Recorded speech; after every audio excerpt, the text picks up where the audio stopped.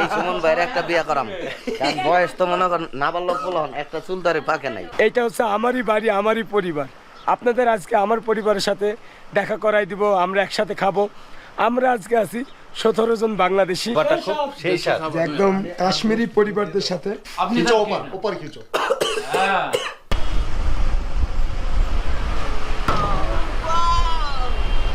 এই তোমার এই মস্তান, এই মস্তান। সবার ইচ্ছা ছিল যে কাশ্মীরি পরিবারদের সাথে খাবে এবং তাদের হাতের রান্না খাবে, এই কারণে তাদেরকে এখানে আনা, যে একটা গ্রামীণ ফিল দেওয়ার জন্য, যে গ্রামের মানুষ কিভাবে বসবাস করে, কিভাবে তারা রান্না করে, জীবনযাপন করে। সো গুড মর্নিং গাইজ, আমরা আছি কাশ্মীরের পেহেলগামে এবং এইটা হচ্ছে আমাদের রুম। এই যে মারুফ ভাই, কালকে মারুফ ভাই একা একা এসেছে 3000 কিলোমিটার দূরে কাশ্মীরে আমার সাথে দেখা করার জন্য। পরে আমি আমার রুমে রাখছি। যাই হোক, আজকে আমরা যাবো বেতাব ভ্যালি, আরু ভ্যালি, চন্দনওয়ারি, মানে আমরা 17 জন বাংলাদেশি। আর এটা হচ্ছে আমাদের রুম। তো আপনাদের একটু ভিউটা দেখাই আমাদের রুমের। এই যে দেখুন, এই যে আসলে সকালে ঘুম থেকে উঠে এরকম, এইটা হচ্ছে আমারই বাড়ি, আমারই পরিবার। আপনাদের আজকে আমার পরিবারের সাথে দেখা করাই দিব, আমরা একসাথে খাবো।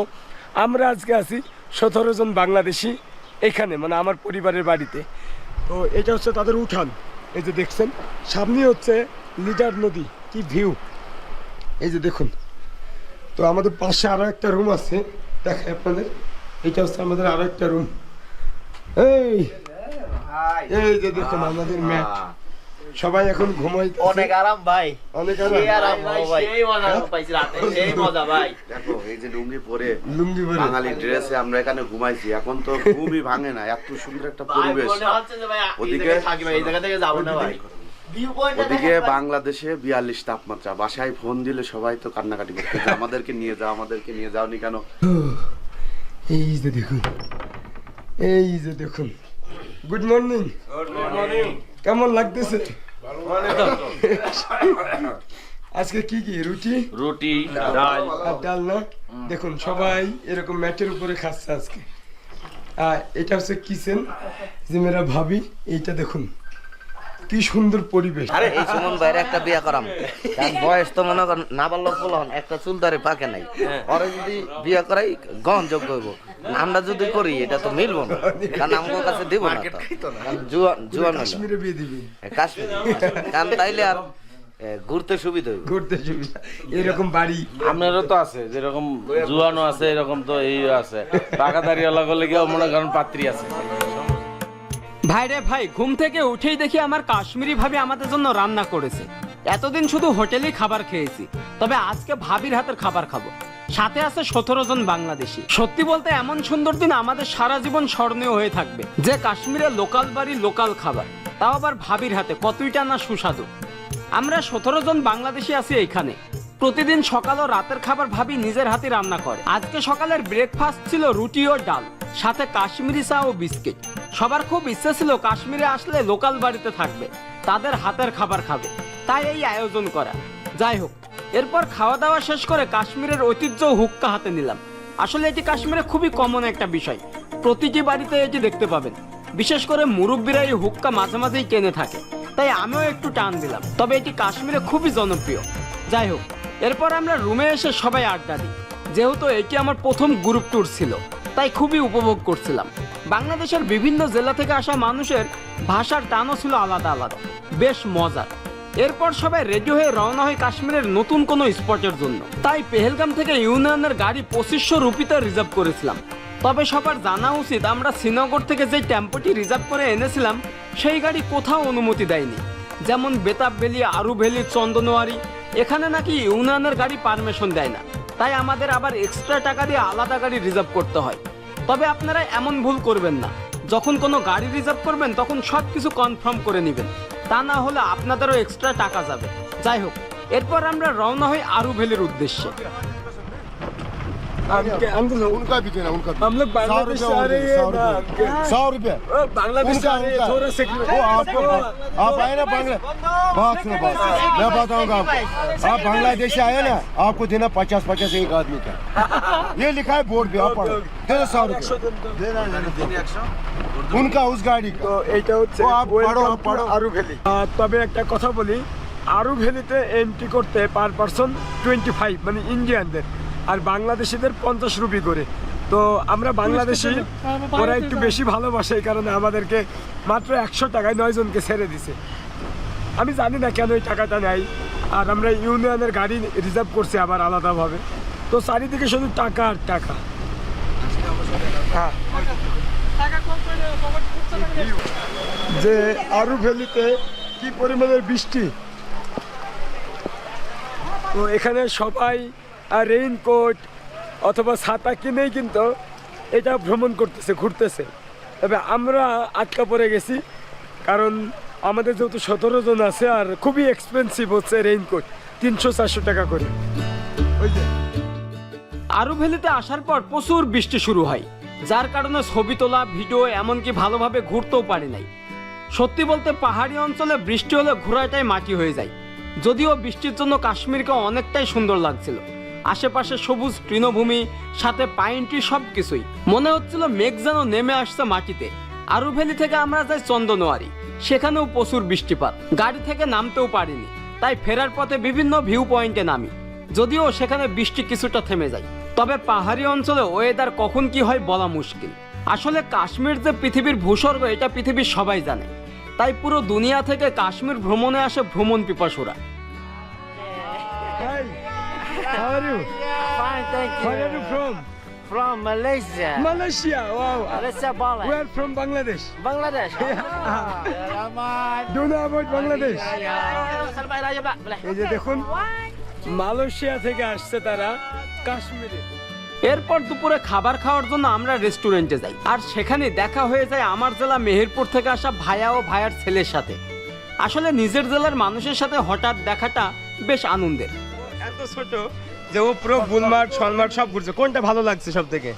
গুলমার্গ। গুলমার্গ মানে গুলমার্গের একদম সেকেন্ড ফেসে গেছিল আমি যেখানে গেছিলাম। তবে সিনতান টপে যাইতে পারে না, কারণ বন্ধ ছিল, বাট আমরা যাব সিনতান টপে। আর এই যে আমার ভাইয়া আমার জেলা মেহেরপুর থেকে আসছে। কেমন লাগলো এই সুন্দর সুন্দর, খুবই সুন্দর জায়গা। এরপরে আবার আসতে হবে? হ্যাঁ, আবার আসবো ইনশাআল্লাহ। ইনশাআল্লাহ। এরপর রেস্টুরেন্টের সামনে দেখা হয়ে যায় কলকাতা থেকে একসাথে ট্রেনে আসা মানুষদের সাথে। তারা সপরিবারে সবাই কাশ্মীর ভ্রমণে এসেছে, ছোট ছোট বাচ্চা, দাদা দাদি, বাড়ির সবাই। এই জিনিসটা আমাকে দারুণভাবে মুগ্ধ করে, কারণ বর্তমানে এমন দৃশ্য সত্যিই বিরল। তারা আমাকে দেখে অনেক খুশি, কারণ আমরা ট্রেনে সবার সাথে খুব এনজয় করেছিলাম, নিজের পরিবারের মতো ট্রেন জার্নি করেছিলাম। ভ্রমণ মানুষকে পরিচিত বাড়ায়, তাই আরো একটি পরিবার পেলাম। সত্যি বলতে ভ্রমণ মানুষকে নতুনভাবে বাঁচতে শেখায়, নতুন কিছু শেখায়, তাই আমি ভ্রমণ প্রেমী। যাই হোক, সবাইকে বিদায় দিয়ে আমরা খাওয়া দাওয়া শুরু করি। খাওয়া দাওয়া শেষ করে আমরা যাই কাশ্মীরের লোকাল বাজারে, যেখানে লোকালেরা বাজার করে। লোকাল ফুড থেকে শুরু করে এখানে কাশ্মীরের সবচেয়ে বিখ্যাত হালুয়া পরোটা পাওয়া যায়, এবং যেই পরোটা দেখছেন এটি 3 থেকে 4 কেজি ওজনের। আপনি চাইলে পুরোটাই নিতে পারেন, এবং এগুলো কেজি দরে বিক্রি হয়। এরপর আমরা কাশ্মীরের ফেমাস কিছু ফ্রুটস কিনে চলে আসি আমাদের গ্রামে, যেখানে আমার ভাবির বাসা। আসলে এই গ্রামটি খুবই সুন্দর, পাহাড়ের উপরে ছোট্ট একটি গ্রাম। এখানকার সবাই মোটামুটি আমাকে চেনে। এটি পেহেলগামের লারিপুরা গ্রাম। এরপর দেখা হয়ে যায় কাশ্মীরি ছোট ছোট বাচ্চাদের সাথে। ওরা আমাকে অনেক আগে থেকেই চেনে, কারণ আমি এখানে যতবারই এসেছি ওদের সাথে দেখা হয়েছে। ওদের কিছু আবদার থাকেই আমার কাছে, তাই আইসক্রিম অথবা চকলেট কিনে দিই, তাতেই ওরা অনেক খুশি। ছোট বাচ্চা হলে ওরা বাংলাদেশ সম্পর্কে অনেক কিছুই জানে।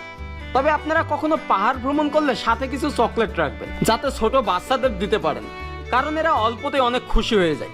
যাই হোক, এরপর সবাইকে নিয়ে গ্রামটা ঘুরিয়ে দেখাই। তারপর যাই এক দাদুর বাড়িতে, সেখানে সবাই আড্ডা দিই। সাথে দাদু আমাদের জন্য তার গাছের আখরোট নিয়ে আসে। এইখানকার মানুষজন একদমই আলাদা, তারা নিজেরাই আপনাকে বাড়িতে নিয়ে যাবে, কথা বলবে, চা নাস্তা খাওয়াবে। এটাই কাশ্মীরের সংস্কৃতি। এরপর আমরা চলে আসি ভাবির বাসায়, যেখানে আমরা 17 বাংলাদেশি থাকি। সারাদিন ঘোরাঘুরির পর আজকের রাতের খাবার আমাদের জন্য ফুলকপি, আলু, সাথে মুরগির মাংস। এটি আমার জীবনের সেরা একটি খাবার, কারণ রান্নাগুলো আমার পছন্দেরই। আসলে কাশ্মীরে খাবারের সমস্যাই সব থেকে বড় সমস্যা। অনেকে হোটেলের খাবার খেতে পারে না, তাই এমন খাবার পাওয়াটা বেশ কঠিন। তবে এত মানুষের জন্য রান্না করাটাও অনেক কঠিন ছিল। আমাদের খাবার রেডি। এই যে দেখুন এখান থেকে 17 জন আমরা বসে আছি কাশ্মীরে, সবাই খাচ্ছি। আর এ মেরা ভাই কাশ্মীর কা পেহেলগাম, হাই বলো। হাই। কাশ্মীরে আসবেন সবাই। এই যে এখানে সব বিশ ভাইকে খুবই ধন্যবাদ আমাদেরকে এমন সুন্দর একটা পরিবেশ উপহার দেওয়ার জন্য, যে আমরা আসলে কাশ্মীরে ফ্যামিলির সাথে খাইতে চাইছিলাম, এই জন্য আর কি কাশ্মীরে আসা, এমন একটা পরিবেশ। এই যে সবাই খাচ্ছে দেখুন। আমি নতুন আমরা খাচ্ছি বাসার মধ্যে কাশ্মীরি ভাষা। লাগতেছে? আচ্ছা ভালো লাগতেছে, হ্যাঁ ওই হিন্দিতে বলতে আচ্ছা। এই যে দেখুন ভালো, খুব ভালো, খুব খুব ভালো হয়েছে খাবারটা খুব সেই স্বাদ। যে একদম কাশ্মীরি পরিবারদের সাথে সবাই দেখুন। আসলে সবার ইচ্ছা ছিল যে কাশ্মীরি পরিবারদের সাথে খাবে এবং তাদের হাতের রান্না খাবে, এই কারণেই তাদেরকে এখানে আনা, যে একটা গ্রামীণ ফিল দেওয়ার জন্য, যে গ্রামের মানুষ কিভাবে বসবাস করে, কিভাবে তারা রান্না করে, জীবনযাপন করে, এই কারণে এখানে আসা। তবে একটু কষ্ট হচ্ছে কারণ এখানে একটু বেশি ঠান্ডা, সবাই কাঁপতেছে আর কি। যাক আমরা খাওয়া দাওয়া করি। তো এই যে দেখুন আমার রুম, আমরা 3 জন আছে। আসলে এটা ওই যে পাকিস্তান, সৌদি আরব বা দুবাই যারা হচ্ছে এইভাবে ম্যাটের উপরে থাকে আর কি, সেই রকমই লাগতেছে। কাশ্মীরের মানুষও কিন্তু এরকম ভাবে থাকে। তো এই যে দেখুন এই যে এটা পিছনে, এখানে আড্ডা দিছিলাম। রাজকীয় অবস্থা, একবার একেবারে রাজকীয় অবস্থা। বেজের থেকে এটা কি ভালো? অনেক মজা, অনেক মজা। এই যে কোলবালিশ দিছে দেখুন, কি সুন্দর একটা কোলবালিশ দিয়ে দিছে। হ্যাঁ, আসলে প্রচন্ড ঠান্ডা। আমরা আছি পেহেলগামে, আমার গলাটাও বসে গেছে। আর এই বাড়িটাই আমি এর আগেও এসেছিলাম, তাদের সাথে আমার একটা ফ্যামিলির মতো বন্ডিং হয়েছে। আর শ্রীনগরে এরকম আমার অনেক আত্মীয় হয়েছে, কিন্তু পেহেলগামে এই বাড়িটাই, ইনি আমার আত্মীয়। কারণ এর আগে ওনার সাথে কথা হয়েছে, ওনার বাসায় থাকছি। তো আজকে উনি নিজের হাতে রান্না করে খাওয়াইছে, সবাই ভাবি ভাই ওনার পরিবার সবার সাথে একসাথে খাইছি। তো যাই হোক সবাই ভালো থাকবেন, সুস্থ থাকবেন। নেক্সটে দেখা হবে অন্য কোনো ব্লগে। আর আমার জন্য অবশ্যই দোয়া করবেন যেন গলাটা সেরে যায়। Okay bye, tata.